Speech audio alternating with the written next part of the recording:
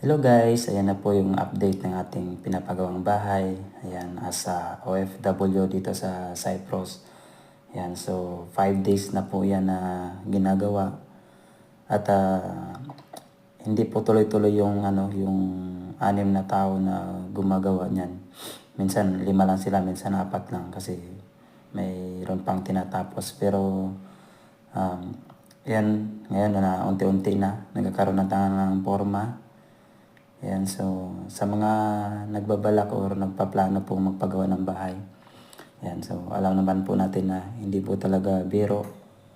Hindi po basta-basta ang pagpapagawa ng bahay.